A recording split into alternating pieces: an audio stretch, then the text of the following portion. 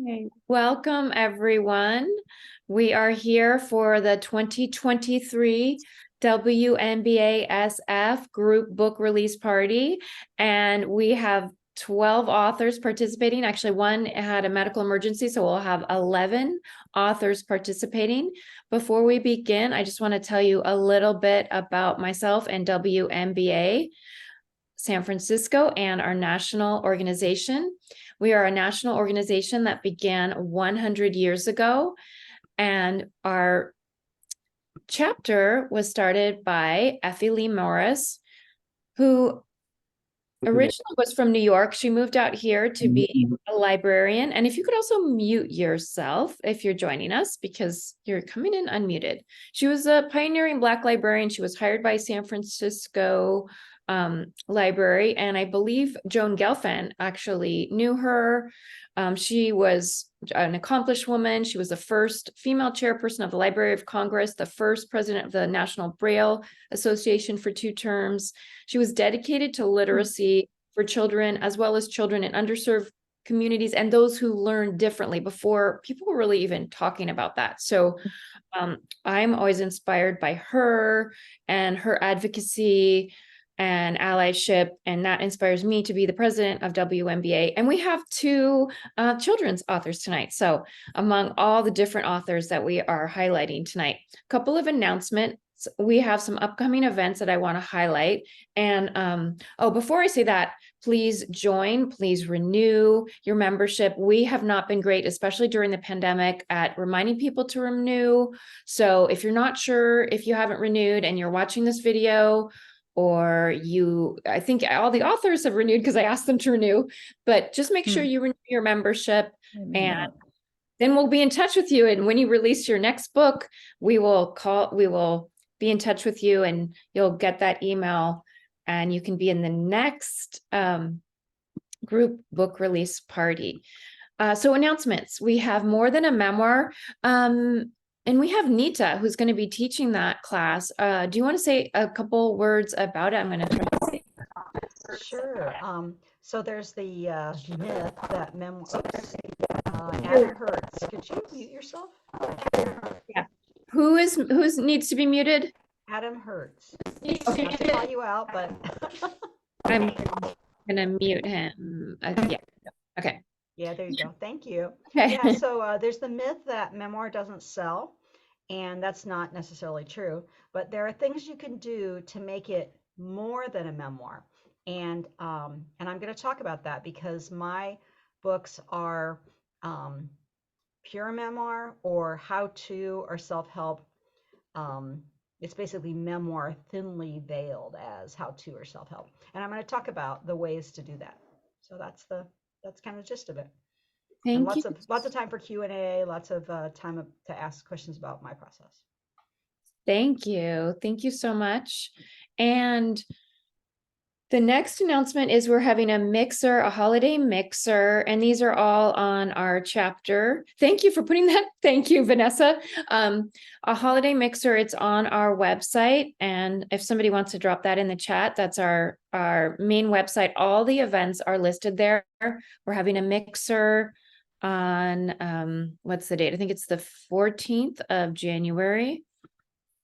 Let me check. So our mixers are always fun. Share and Tell holiday mixer. It's going to be at noon. So it's a lunch mixer, Friday, December 15th, noon to 1. So please join us for that. And we have our highlight event, Pitchorama. I'm actually going to put this event because I'm pulling it up right now. Pitchorama 2024. This is our 21st year doing Pitchorama. And we did get a question from one of our authors tonight. So it's so exciting that our authors are continuing. We have so many prolific authors in our chapter. And I don't know, did anybody in this group of authors raise your hand if you got a deal at Pitchorama or went to Pitchorama? Did anybody? Okay, going to Pitchorama is, even if you don't get a deal, it's such a growth experience because you're forced. I want to say forced because none of us would probably pitch our book to at least 5 to 10 agents in quick succession and that's the only way you get really good at it. When you just think of your ideas on the spot, and just keep churning them out. And so Pitchorama, and it really helps you to solidify your ideas, get feedback. And I think that rapid fire way that we put it on, there's something, it just kind of cuts through all the BS and it gets you to the essence of your ideas. And I've seen it happen over and over. So it's a growth experience. And sometimes we, the authors get deals. It is a lot of fun. It is nerve-wracking. And we had a question from one of our authors, like, who are they agents? Are they publishers? Are they editors? Yes, yes, yes, to all of the above. And we typically announce those agents. I don't know, what do you remember? I think it's like January. We start to announce them, I'd say in the new year, February. I can't really remember because it's a lot of work and it's kind of a blur, but we don't really get them solidified until early into the year, because as you can imagine, if we contacted agents and publishers right now, they'd be like, leave me alone.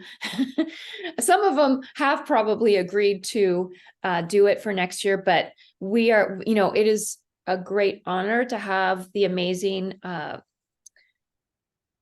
publishers, agents, and editors that we've had in the past. And so what I'll do while we're talking, and feel free to Sana to DM me if you can't find the link, but you can look at like last year's or the year before, because you'll get an idea. We do have often a lot of repeats, and it is something where you go into this event and you don't know who you're going to talk to. People always want to sign up for the particular agent, but that's not how we do it. We just kind of throw you in there because it's the best way to do it. It's not super expensive. Like some of the pitching fests, you pay the same amount that we charge or around. And you only talk to one person, or, you pay per agent. We give you like, it's kind of like, I don't know, what is it? Speed dating or something. And often I never promise anything, but you can sometimes talk to your selected agent. I'm going to give you, Hammy. You can sometimes talk to the agent you really want to. They're often very generous and will talk to someone later, but they want you to participate in the event. Like you can't just be like, oh, I'm signing up and then I only want to talk to this person. Once you get into that event, you sort of qualify for extra credit and possibly talking to, and often you get in the room with that publisher or agent of your dreams. Anybody else have anything to add about Pitchorama? I will. I think it's the most valuable thing you can do as an author. It's inspirational, and also what I've noticed is many people make friends with the other people in their room, and that carries you through. So I recommend attending. I really recommend attending. And I think it's the best event we do as a chapter. And because of that, we're the best chapter. We're very unbiased here, right? Okay, so when is the Pitchorama? Oh, thank you. Good question. April. No, that's a perfect question. Thank you. It's important to know the dates. April 20th, 2024. Can you believe it's going to be 2024? April 20th, 2024. Yeah. So please join us, and you can sign up now. I mean, you can sign up. We have a lot of people that sign up because they've been year over year, they've heard of it, and it helps to solidify your commitment, because I know sometimes things get in the way and you're like, oh, maybe I'll do the book next year, but we all know how that goes, right? Okay, so without further ado, let's get started with our authors. I'm going to spotlight our first author. And if you're in the audience, I just want to let everyone know, we're not going to be reading from our books. We're just going to be talking a little bit about the publishing journey, fun facts, anything from how we started the book, ended the book, publicized the book, and it's inspirational. The books are... We do have one from 2022, but they're pretty much all in the span of a year, and we have a lot of variety. So let's get this party started. We're going to start with Leslie Kirk Campbell. Maybe you can also, to help me out so I don't get too tongue-tied, just say your name and your book in the very beginning, and then you can start. And I'll just kind of keep loose time. If you start to go way over, you'll see me maybe making some funny faces or something. You're on. You're muted, I think. Hi, everybody. Yeah, okay, so I'm Leslie Kirk Campbell. This is the book, The Man with Eight Pairs of Legs, and it is a collection of short fiction. It won the Mary McCarthy Prize for short fiction, and some other prizes in addition to the Women's National Book Award. Let's see, the 2022 Forward Indies was a winner and Best Book Award finalist for 2022. So I love getting awards. I mean, it just makes you feel like, yeah, encouraging. I wrote a book many years ago called Journey into Motherhood that was published by New York publisher Riverhead Books. But it was called Journey into Motherhood, and then my journey into motherhood pretty much took over. I am a teacher of creative writing. I have my own creative writing school here in San Francisco that I've had for 30 years called Ripe Fruit School of Creative Writing. And I continue to teach there. So I was raising my two sons 10 years apart. After that, doing that book, I did a national book tour with that book, which was great. It was exciting to do all of that, nonfiction. And body image and oops, what was that? And then I went back to school in my 50s. I had a master's in poetry. I started as a poet, and I identify as a poet in terms of my soul. I'm interested in the poetry of the sentence. I care about the music of language, and I train people to know what a poet knows about language. So all the above. I think I was attracted to short fiction because of its density and the layering, and I love that confluence of both immersion and compression. Like how much can I bring into a relatively small space? And I have this. Wait, let me see. I think I have this here. At the last AWP in Seattle, I did a panel because I became a big advocate for short fiction, because as someone was saying, memoir isn't always sellable, but short fiction, believe me, it's even harder. But I love this quote about it. It says, for short fiction, by excluding almost everything, a short story can give perfect shape to what remains. So I just love that. I love that. And I love that puzzle, that challenge to do that. So I went back to school at Bennington, a low residency MFA program in fiction. And that's where I started writing this book, which my agent, I do have a literary agent, and we got a lot of what I call rave declines from New York publishers. That means they rave about the book and say, nope, can't market it. And which is really discouraging, but sort of encouraging in a way. And so it's because it won the Mary McCarthy Prize for short fiction from Saraband Books, a very wonderful independent bookstore out of Kentucky. Book publisher out of Kentucky, that it got published. So that's how it got published. I did a book tour last year, all over the country, and a lot of bookstores, which was really fun and exciting. There's 8 stories in The Man with 8 Pairs of Legs. And they're just the stories that I cut my fiction teeth on. I just started writing, and these are what came out of me. I didn't know it would ever be a collection because I didn't know how to write fiction. I was just learning how to write fiction. I'd been a writer before, but not fiction. So it's a really different ball game, I found, to get it to the level that I wanted, the quality I wanted. And so that's how it began.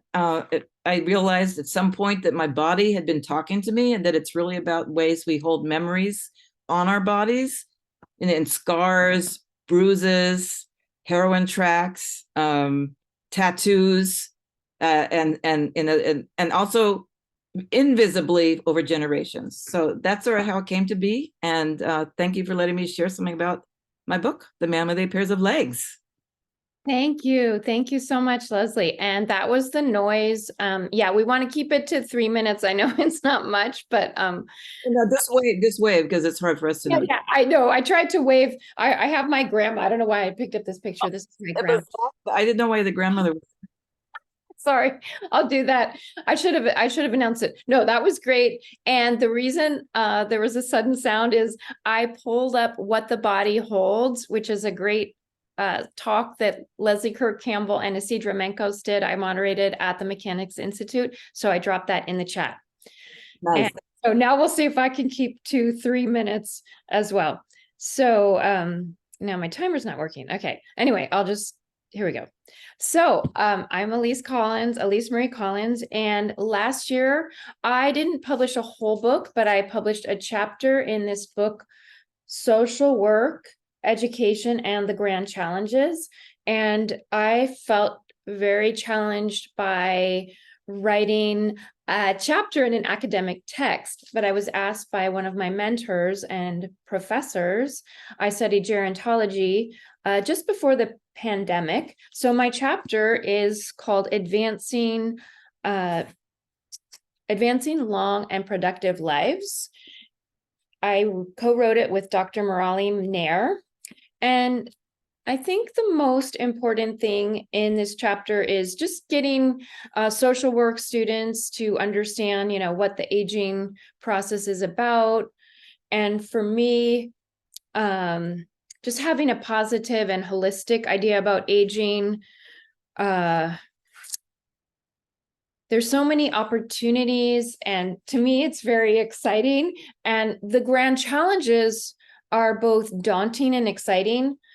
I was honored to be included in this book because the grand challenges, I always say, like, if we could solve the grand challenges, the world would be a completely different place. And the grand challenges, I'll just read off a couple of them. So ensuring healthy development of all youth, closing the health gap. That means like equity in health, building relationships to end violence, eradicating social isolation, end homelessness, eliminate racism, smart decarceration. So it's heavy stuff, but it was an honor to be included with my mentor. And the one thing that I'll say about studying gerontology and how we live our lives, it's kind of like a novel or a story. The one thing we all have, no matter where we're born, what our life circumstances, I think even in the moment, even under the most dire circumstances, we have agency. We have some kind of agency. And agency is the thread. It's in a theory that I love. I'm a theory geek too. That's my dog making noises. Agency. So just look for agency. And that is something that empowers me to help people find agency in every moment, in every, all kinds of situations. So that's what I'm working on, and I'll just leave it there. Thank you very much. So our next author is, let's see, I think it's Joan Gelfand. So, and I'll put my link in later. Okay, Joan Gelfand, the mic is yours. I'm going to highlight you. Oops, that was my time. Thank you. I'm going to time myself also because I misunderstood the instructions and I did a synopsis of my book, but that's not what we're talking about. Okay, so my book is coming out on January 16th. It's called Outside Voices, a Memoir of the Berkeley Revolution. There is a period in Bay Area history, in the early 1970s, that a professor at Cal had his students research, and he has deemed it the Berkeley Revolution. It was about how the Black Panthers, the women's movement, the disabled movement, women's rights were all at a huge peak. And this is after the Beats and the free love and all of the other free speech movements had kind of gone through Berkeley. And the short story is I lived with a women's band. And because I met all these women in the community who were identifying as artists, I got the confidence to start to write, start to publish, and to call myself a poet. I started as a poet, and I want to give a little wave to Leslie Kirk Campbell, because she and I both went to San Francisco State, and we actually taught a workshop together once. I got my BA there, then I got my MFA at Mills, which of course was wonderful, studying with some serious feminist authors, Elmaz Abinader, and I will remember my other teachers' names, but fabulous teachers. I had 3 books of poetry early on when I got serious about publishing. And in fact, 2 people had started a publishing company in WNBA, and they published my very first book.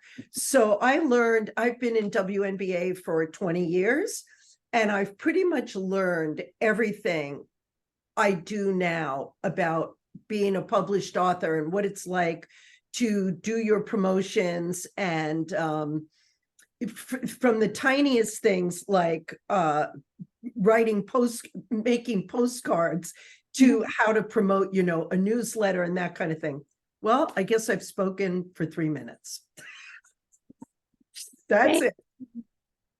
Yeah, and you can look at my website for the events that are coming up. I have 7 events so far, 4 in the Bay Area and 1 in LA and 1 in New York.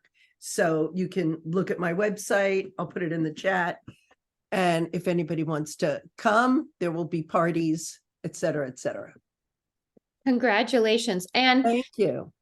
And just so everyone knows, Joan is now the vice president. She's a past president of we're a national organization. So she was the president of our national organization and past president of our chapter. So she really speaks from experience with the organization. Thank you so much, Joan. And it's so fun to see your career flourishing. Now we have Joanie Osburn. I hope I'm saying that right. And I just want to say one quick thing, which is, don't worry if you have a synopsis. We all have such different projects. Of course, it's good to hear a little bit about it, and just, because we don't have a lot of time, just some fun things and we're also inspiring. I know people on this Zoom and people watching in the future, women, and I guess we have many different, all genders, all inclusive. So people want to hear about, what the journey of publishing is. And so we've all been through, I'm sure, a lot. So feel free to share whatever comes to mind. So Joanie, take it away. Okay, well, thank you. Well, I have a lot to say. So what I've done to try to keep in the time is I just made notes on one page, and I'm just going to read through it as quickly as I can so that I don't digress.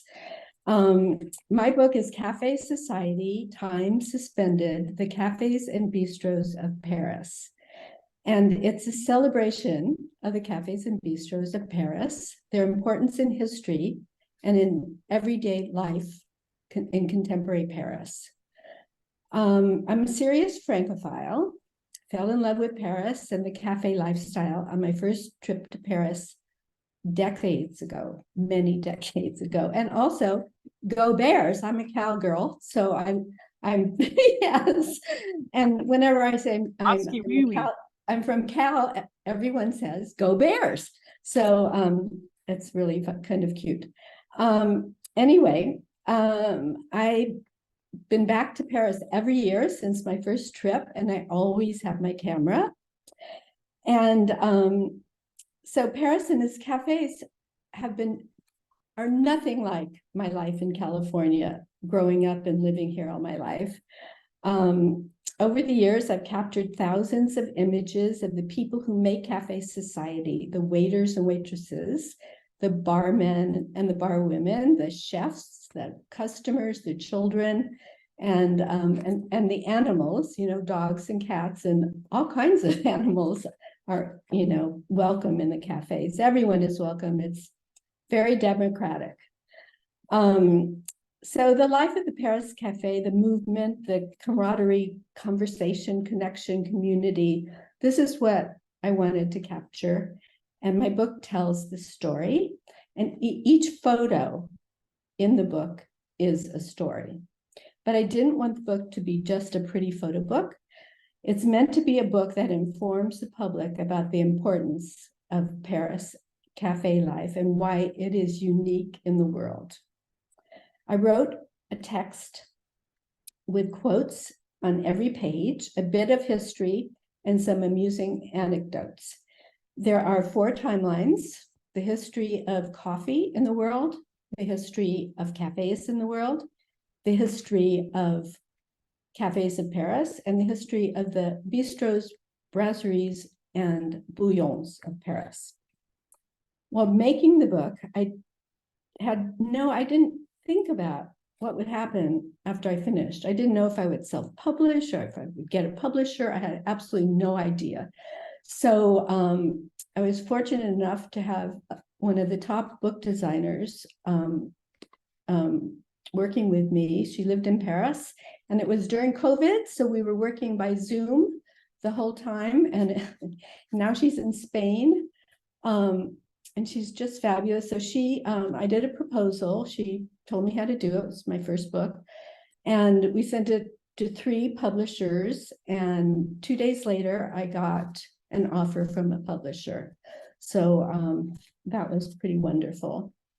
And what I absolutely never expected that my book launch would be in Paris.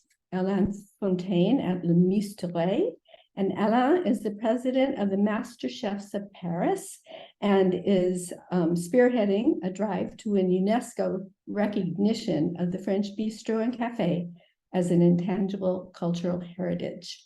His work is very important because the cafes and bistros of Paris are disappearing. And it's not just because of COVID, it's been happening for many years. Another thing I didn't expect is that my book would be sold in my favorite bookstores and museums of Paris. It's at Shakespeare and Company, which is my very favorite bookstore in the world, and the Carnavalet Museum and several other. At my Paris lunch, I signed books for President Macron, the Minister of Culture, Anne Hidalgo, the Mayor of Paris, and Joe Biden.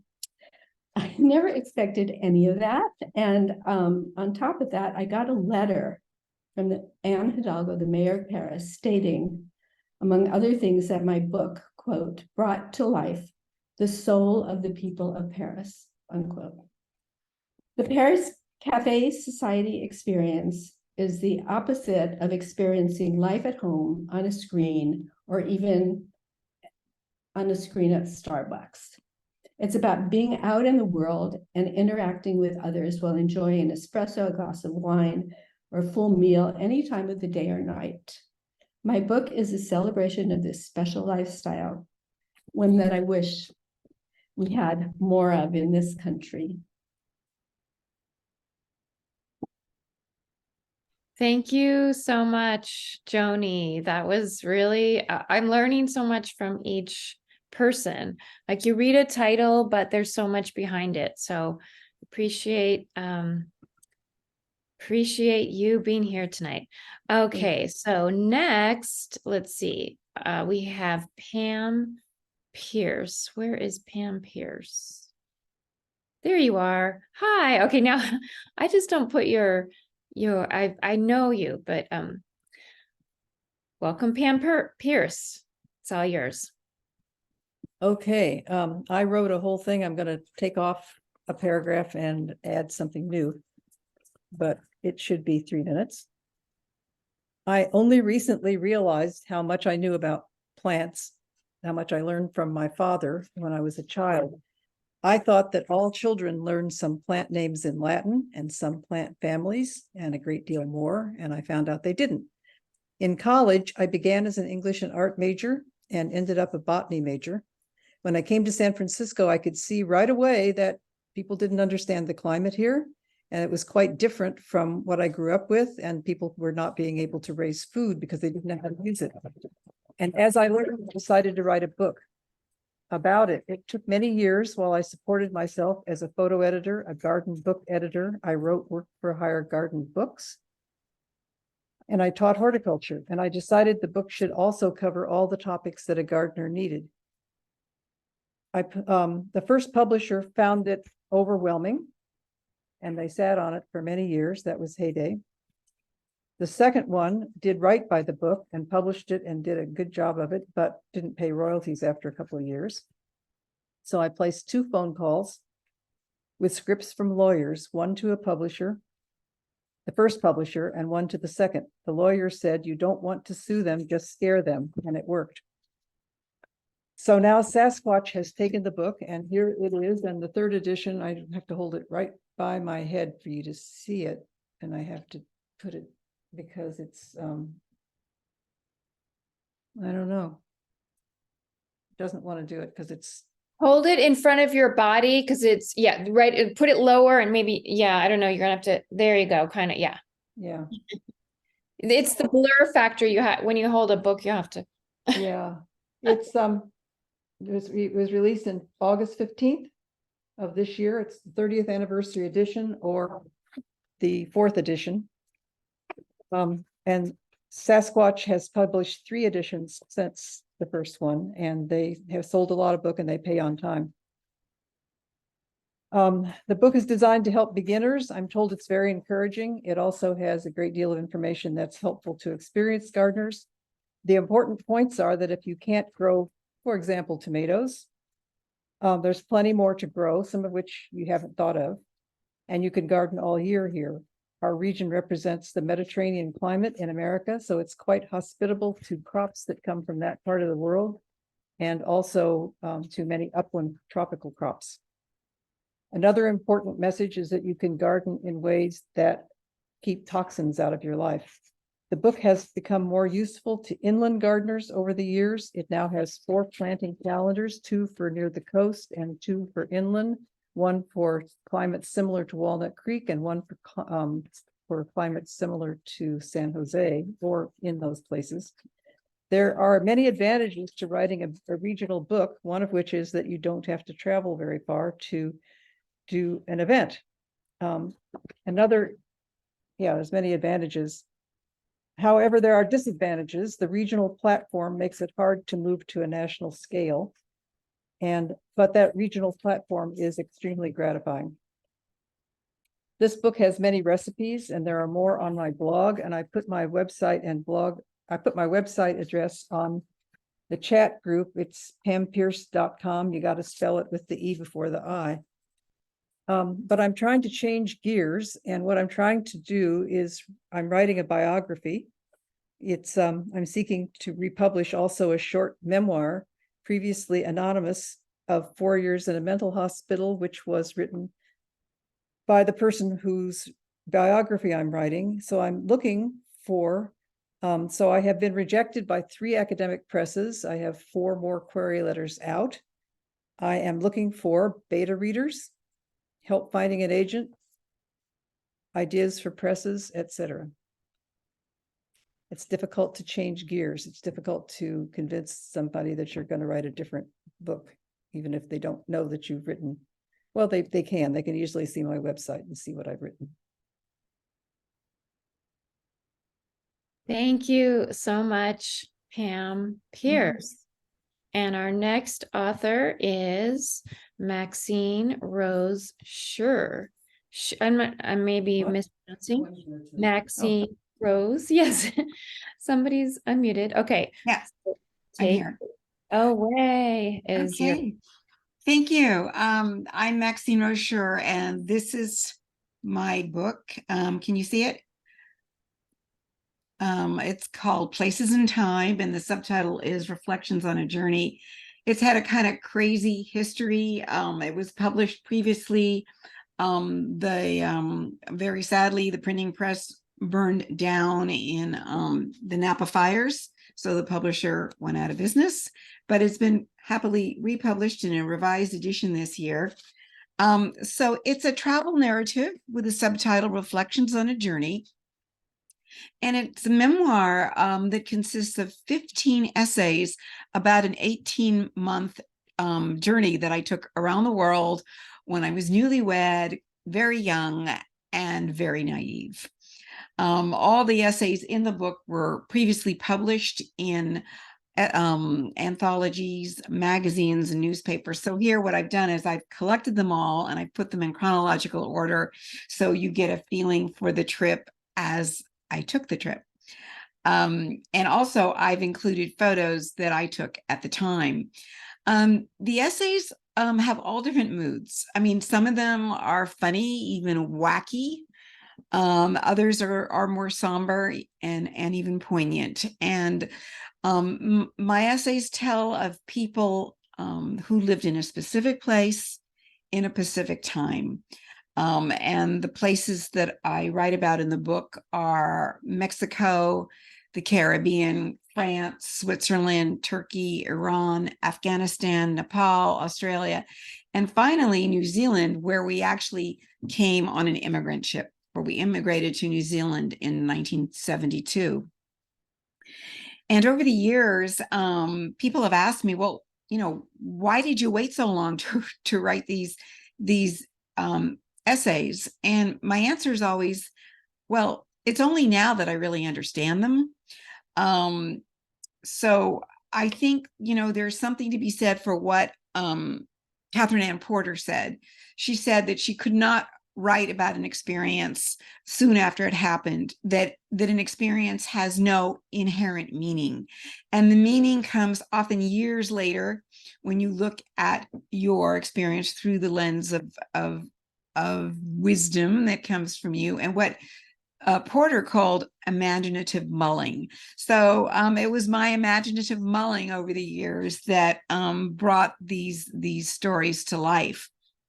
Another thing I want to say is that I define a traveler's tale a little bit differently than a lot of travel writers do, in the sense that if you read my book, what you're going to see at certain points is you're going to see the tales that were told to me on my travels.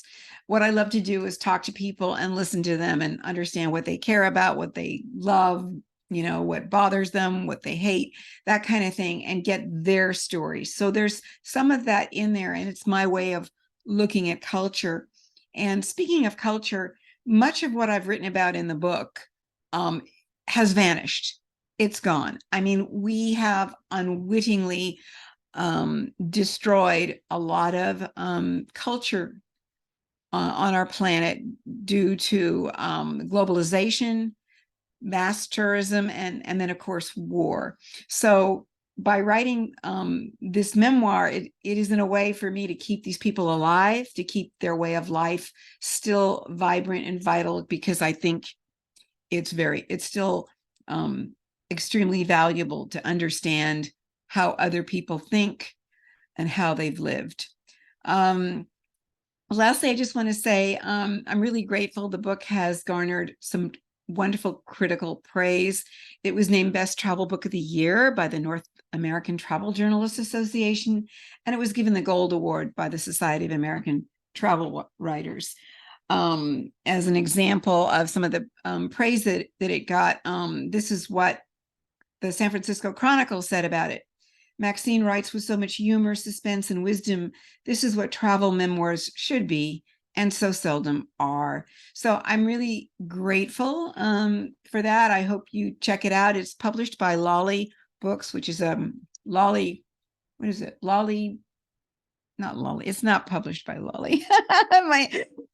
Stephanie's going to laugh at me. It's not published by Lolly. It's published by another book called Legacy, still with an L. Legacy Books Press, the traditional publisher, and you can find the books, through Amazon, Barnes and Noble, and it's orderable from bookstores. So that's my story. Thank you. Thank you so much, Maxine. And I have a question for Mary Jean. Are you MJ Pramik? And if you are, Yes, I am. I'm MJ Pramik. Sorry. Okay. I realize I want to, you'll have to send me your information. Anyway, we'll talk afterwards. You should be going next. I don't even have your title because I don't think you ever sent it. So Well, I looked at all the documents and I wondered, have I sent this? Because Unfortunately, in November, I was in India and I was trying to get everything done before I got on the plane. So I think that's I what- remember that. Okay, well, anyway, you're here. That's all that counts. Okay, great. Well, this is interesting following Maxine's travel because my book is called Travels on the Edge, One Woman's Journey on a Runaway Planet. And I was schooled as a biologist. I went to graduate school and have graduate degrees in biology, and so I'm living on this planet and I love travel, but I'm seeing the horrors of climate change and climate crisis. So what I did with the book is take my travel essays that have been published and created a collection and have a reflection on what is happening to the place where I was. Like Antarctica is melting so fast.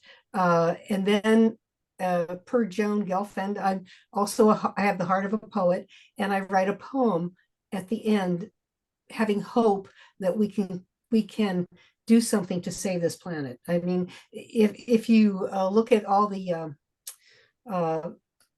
if you read the stats, we have about 6 years to get our act together to cut the emissions, to do anything. I mean, there could be in 6 years, 2030 is what I keep seeing from all the scientists worldwide, is that could be the year that is going to take us over the cliff. And we'll be seeing these horrible heat waves. When I went to India a month ago, Delhi was experiencing like the score is 500 for air quality. In San Francisco, we have 24 is our air quality, numbers. So I skipped Delhi. I went to Jaipur first, and it was an amazing experience to see that many people, 1.48 billion people on that little bit of land. So, but what I do with the book is I'm trying to kind of a call to action.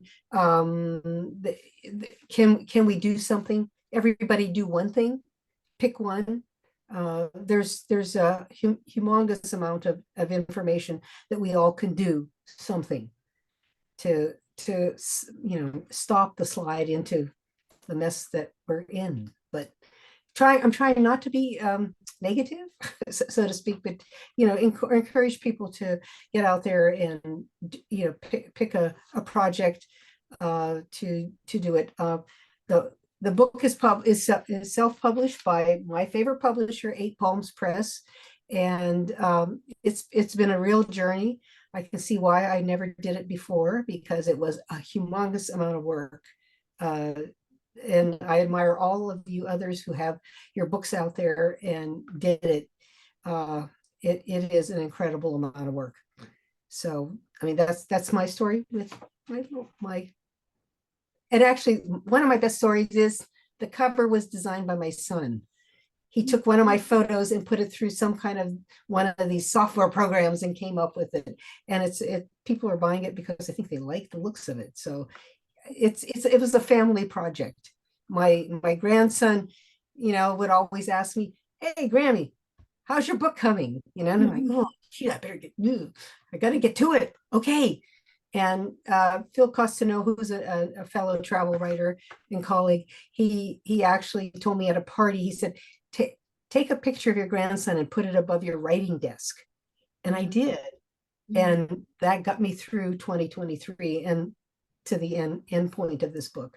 So I mean, I just had so many people helping me along the way, and thanks to this group for being here and having this tonight. I really appreciate it, Elise, and your leadership, because I've been only a member for about 3 years. So it's been really great. Thank you. That's all I have to say. So Thank you. That was very inspiring. That was a good one. Put an Right. inspirational photo where you write. I love it. Right. And great that your grandson inspired you. Okay, I don't know why I spotlighted myself. Let's see. The next person is who is next? I've lost my place. I was caught up in I think we're going to go to Geri Spieler, and she's on the website now. And please send us your info, because we'll put you. I will. Yeah. Yeah, we'll put yours. I'm sorry. No, couldn't no, figure don't out worry. We're all busy. Yeah, we're authors. Okay, so where is Geri? I've lost her. I'm There right she here. is. You are now I've spotlight. started my stopwatch. Okay, well, you can restart. You can restart. Okay. Yeah, so my book is, the latest book is Housewife Assassin. Here we go. The woman who tried to kill President Ford. This is a republication. The first book came out in 2009 called Taking Aim at the President. That was published by St. Martin's Press. And then all these years later, when they stopped printing it, my agent got a new publisher, Diversion Books. It is the book, it's about Sarah Jane Moore, who is the doctor's wife and mother, lived in Danville. And in 1975, she was 45 years old at the time, she shot at President Ford and missed his head by 6 inches. And that was never in the press.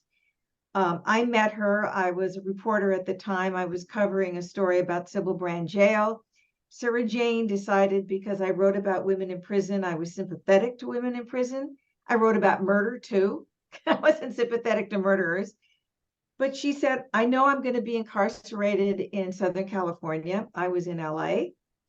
And she said, I want to meet you. And I thought, I've never met an assassin before. I wonder what she's like. So she was in prison. I went to meet her. I felt sorry for her son, who was 9 years old when she shot at Ford. And I agreed to send him birthday presents. And I kept in touch with her for over 20 years. We sent letters back and forth. I visited her when I was in town. I moved around the country a lot at the time, as did she. And then 25 years later, had worked at Gartner. I was laid off with the big dot bomb. And she said, it's time for you to get back to your writing. I said, well, what do you mean? And she said, you need to write my book. I said, I don't write books. They're too hard and they take too long. I write 1,500 words. I'm out of here. Books, authors, that was never in my vision for myself. And she nagged and she nagged. And then I started doing some research and I realized that she had lied to me for 25 years, but what do I care? You know, she says the sky is brown. The sky is brown. I don't go researching everybody I talk to, but boy, I realized everything online was wrong. And that red flag really got me going. So I contacted a couple people about her. I had done my secondary research and did my primary research. Bottom line, because I'm coming up on 2.5 minutes, I wrote the book. I got an agent and it was published and it's been optioned for a movie. Hopefully that'll happen. We never know. But that's the first book that I wrote that got me on the track of being an author again, or doing it again. The book is creative nonfiction. So that was comfortable for me doing nonfiction as a journalist. Thank you. Good. Thank you, Geri. And really enjoyed that book too. Okay, so now let's see, where are we? We are at Nita Sweeney, A Daily Dose of Now. Thanks, Elise. Oh my gosh, I'm just enthralled with all these, all the people's books and the processes you've all gone through. So the book that I'm featuring tonight, that came Maybe out this talk a year- little bit louder. You're so Oh, I'm quiet. not. Am I? Oh, that's weird. I don't know why. Maybe. Yeah, it could be just. I could have my audio turned down too much. So, I'm so sorry about that. Is that better? Is that better?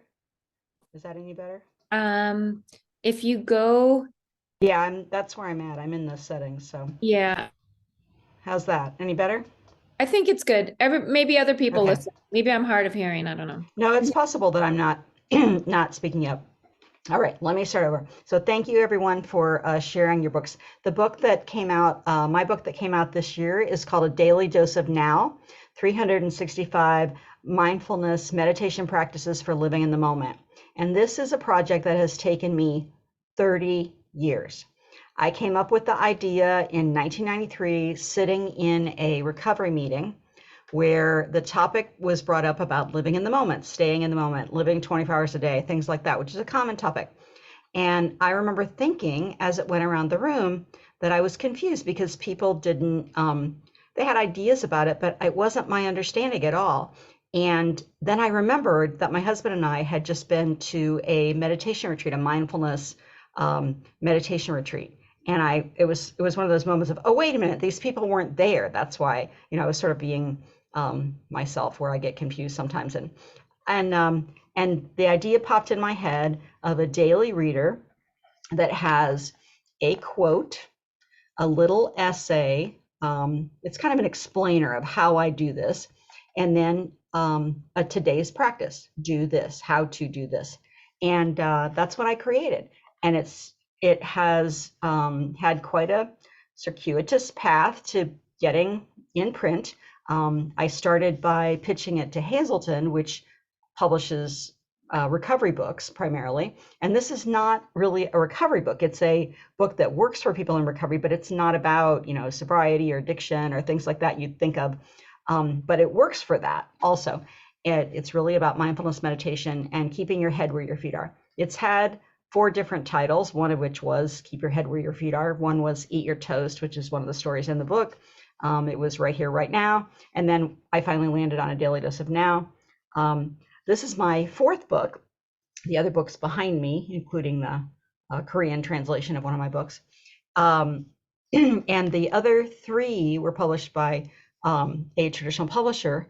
And I believe that publisher really would have liked to have this book, but they couldn't convince the whole team. And if you have been through the traditional publication process, you know that you can have an editor, or even the person who's the publisher on your time. And if the whole team doesn't come along with it, then it doesn't get done. So I spent a couple of years working on other books, and finally this one it has just been nagging at me for 30 years, and I've been working on it. And I went back to, I guess you call it school, but I went to a program to get certified as a meditation teacher, and did kind of things to get a level of expertise to be able to write about this in a more informed way than just my own experience of meditating for 30 years.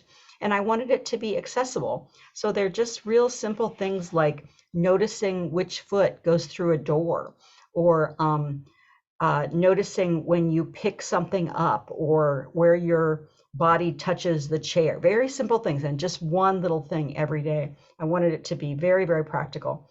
And I got a grant to have a designer to make this incredible cover, and I was able to find a wonderful person to do that. I got some help from different people who had self-published books to teach me how. I created a little company called Mind, Mood, and Movement, and I love our little logo.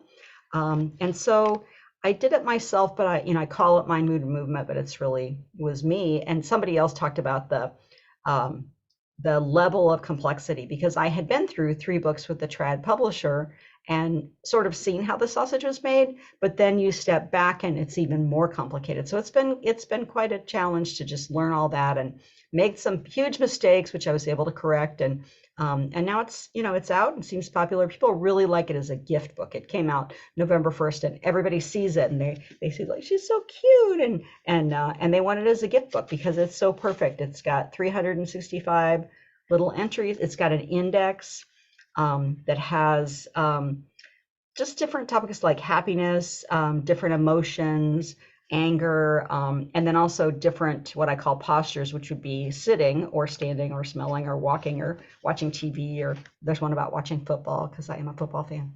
And I'm actually from Central Ohio. I'm not going to go into the long story as to why I belong to this chapter, but my husband went to Cal. So go Bears. Oski wee wee.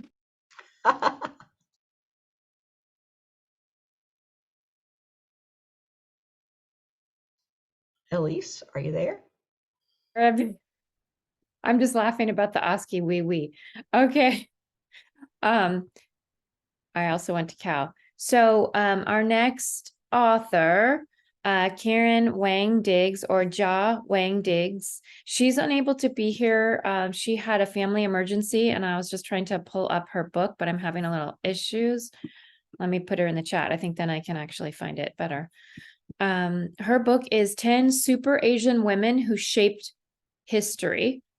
And this is volume 1. So maybe she'll be back next year. But yeah, I just wanted to put her book in the chat, and it's another inspiring book. I'm just going to read from Amazon. So I don't know her journey. I was looking forward to it, but unfortunately she couldn't make it tonight.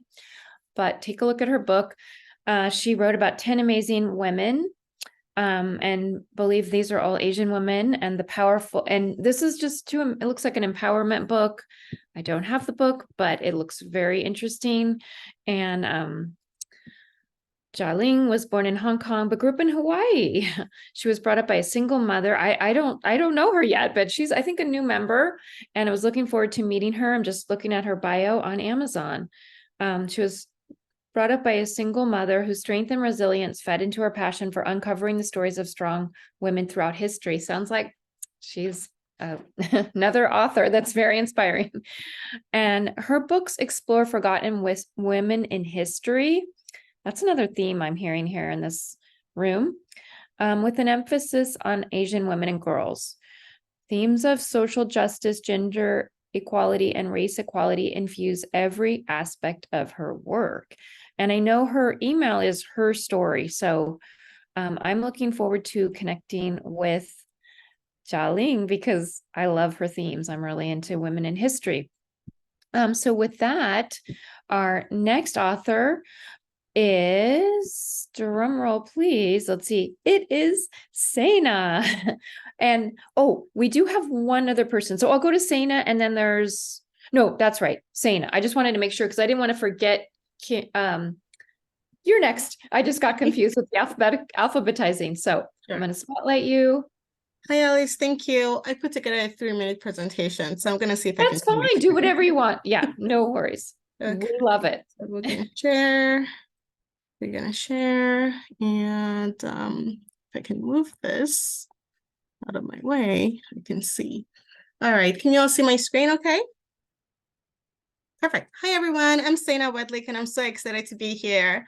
It's been just really inspiring listening to all these accolades and award winners on here. So thank you for having me.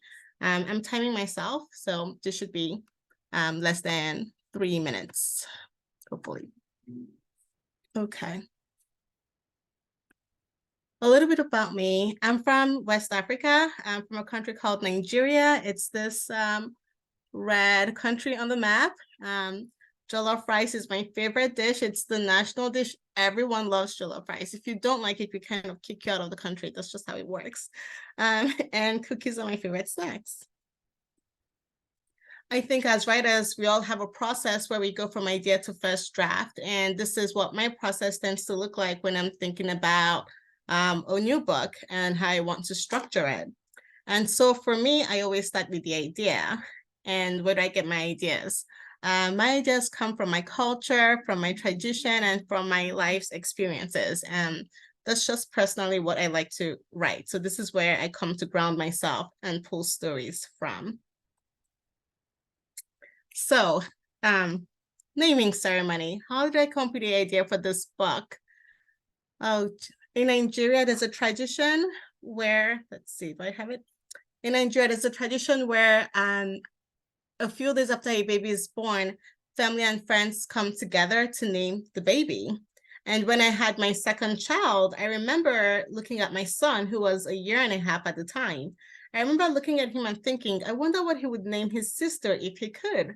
And that idea kind of just logged in my mind. And I kept thinking, what would he name her? And I came up with the idea for naming ceremony, because traditionally, adults are the ones who name children. So family, friends, grandparents, loved ones all come together. And I just really wanted to know, what would he name her? And, I came up with the idea for naming ceremony. So what is a name? It's essentially, in my culture, it's a blessing, it's a wish, it's a story. It's something special that you wish upon this baby. And that's how I came up with the idea for naming ceremony. So I decided to write this book in 2020. After I wrote naming ceremony, I sent it out to a couple of agents. The agent I most wanted to work with wrote me back right away. And I was so glad to be able to connect with her. And I ended up signing with her, and she was able to sell naming ceremony at auction. So we sold it at auction to a bunch of, well, first of all, it went to auction and I got to choose what publisher that I wanted to go with. So after like deliberating and trying to think about who was going to give us, you know, the best marketing support for naming ceremony, I decided to choose who I wanted to work with, which was Abrams.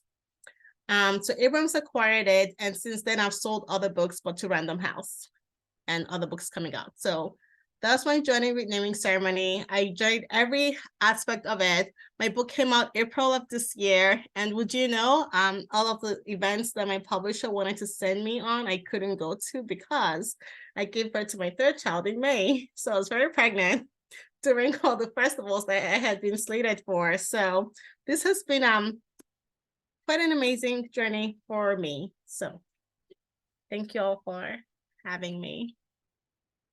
If I can stop now. Let's stop it here. Okay. Thank you. That was amazing. Thank you so much, Sana. And now we have Stephanie Wildman. Right. All right.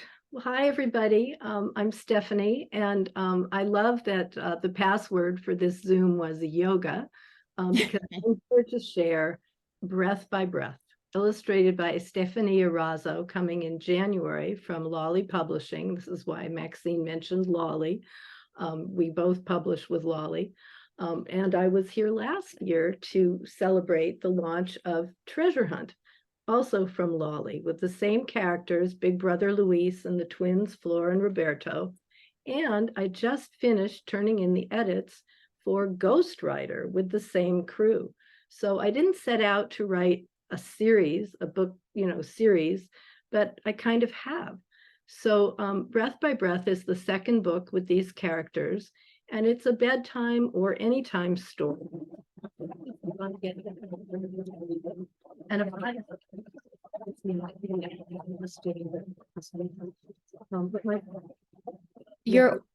excuse me, your audio's a little, is everybody else hearing that? Audio? I'll try to speak up. People always have trouble hearing me. My publishers, Lolly is run by two women, Carrie Turley and Lara Law. And they told me that when they got the recommendation from Acquisitions about this book, that Lara said to Carrie, wait, I want you to read it out loud to me. And she laid down on the office couch. At the end of the reading, she said, oh, I'm so relaxed. I feel so good now. And that's how the book was acquired. So I'm excited to have heard about all of your books. I've been taking notes. I want to get all of them. And I want to thank you, Elise, for organizing this, and WNBA San Francisco. And of course, my teacher, Maxine Rose Schur, who is here to talk about her travel writing, is also an award-winning children's author. And so how I got here is because I took her class. Thank you, everybody, for celebrating with me. Thank you so much. And now here's what we're going to do. We're going to go into breakout rooms. Hey. Oh, I'm sorry. Did I forget you? Vanessa, Yes, I knew I you forgot did. someone. Please. I think you were further up along. I apologize. One more author. Okay. And then we're going to go into breakout rooms, and then we're going to do book giveaways. Okay. Okay. Sorry about that.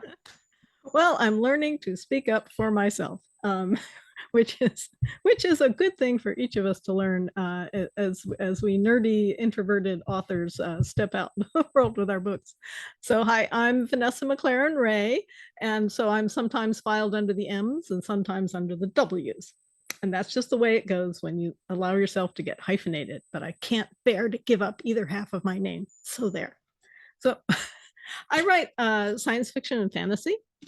And my latest book is Flames of Attrition, which, as you can guess from the cover, is a war story with sword fights and fake shamans and a leader who's responsible for saving his country from insurrectionists who've allied with deadly outsiders.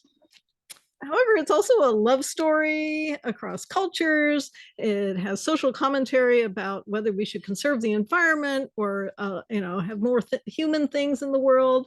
And, and it touches on social issues that we have in our world, like, should a small group of discontents be allowed to overthrow, what shall we say, centuries of successful cooperative government? Anyway, but at the core, it's an homage to men and women that I've known. I grew up in the US military and in the Air Force. So I've known a lot of people who have lived lives where they're putting their lives on the line to defend our way of life and to stand up for our friends in this world. So people who are familiar with that life and the way people think in that world are going to recognize things in this book that feel very modern, because the hero's ideas about strategy are actually quite modern. Fighting units need to be autonomous. You don't follow illegal orders. Fog of war, you prepare for it. You don't put your leader out in front of your troops, because the leader's job is to get in the back and plan and be the guy that makes sure that everybody has what they need to succeed. Otherwise, you're kind of doomed to failure. Because it's such a melange, publishing this book was kind of a matter of finding a home for it, because it combines social commentary and war story tropes, LGBTQ positive characters, and a secondary world story that's told in the style of a memoir. It's kind of a hard sell for today's big publishers, because they want something that they can say, this is Game of Thrones meets The Hobbit, and I can't quite give them that. But I was lucky enough that Stephen Radecki, sorry, I always do it wrong, Stephen Radecki of Water Dragon Publishing, had taken a shot on my first book, All That Was Asked, and my second book, which was middle grade sci-fi adventure. So when I brought him the first volume of this duology, he kind of, hefted it, it's about 100,000 words. And he said, okay, well, have you workshopped this thing the way you did the other books? And, by then he knew that I'm just kind of a stickler for revision and editing and revising and getting opinions and going back and changing things and fixing things. And so when I was able to say, oh yeah, it's been through 2 different critique groups, I've changed a lot of things from my original draft, and I think it's really clean now. He said, oh, well, okay, I'm in. So I would say that an important aspect of my journey with all my books has been learning to workshop and revise and to prepare a manuscript so it's as easy as possible for a publisher to say yes. And I even now do workshops to help other writers learn to prepare their manuscripts for submission and develop cover letters that make sense and are professional and not cutesy things. So anyway, so it's 2023 and I'm really excited to see both volumes of this story. He got out both of these books in this year, which is just that's unbelievable. You could never do that with traditional publishing. So I want to thank Stephen, since he's sitting in the room. And I want to thank Kelly York of Sleepy Fox Studios, who did all the art for these books. It's just stunning. And all my critique partners who just put up with a lot of, oh, okay, this is the opening chapter again. Great, okay. So and I want to mention that Stephen's put all my books on sale for like this whole weekend, and I'm going to put my link tree in the chat, and all my stuff is there. And there's also an invitation. There's another holiday party I'm going to tomorrow, and everybody can come to that. It's like free, and it's like hours of just hanging out with mostly other writers and playing games and doing stuff like that. So I'm just so pleased to be a part of this group and to learn from all of you. And thanks for including me, even if I did have to stand in the back of the room and say, me. See, you've taught me that. So thank you. Last but not least, and not forgotten, we'll never forget that we didn't forget you. Yes, I apologize, because it is that hyphenation. It got me. Oh, Okay. yes. It does So it I know every some time. people have yeah, Stephanie has a child waiting. We're going to give away your book though, right, Stephanie? Yeah. So we're going to give away books, but I want to just do quick breakout rooms so you can interact, maybe like even 5-10 minutes, and then we'll come back, give away books. We also want to give to anybody who's here, give away the Breakthrough Publicity Boot Camp, which is a really fun event. It's only like a couple hours, but it's 3 days with Jill Lublin. We have a couple of those to give out. I'm going to put you guys in breakout rooms. I'm going to try, I just put everybody kind of randomly, but then I'm going to try to let you move around. I'm not sure how that's going to go, but if you can come back, I may have to call you back, but let's see. Okay, so let's just try this. We'll just do it for 5 to 10 minutes. Does that sound good? Oh, here's somebody arriving. A new person is arriving. So here we go. Okay.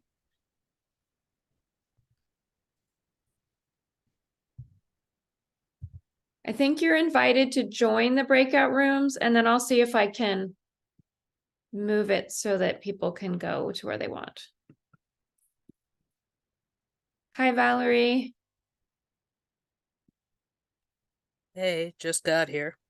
No worries. We just did, oh, and I was going to stop the recording. Okay. Thank you all for coming. Okay. I'm just pausing the recording. Stop the recording.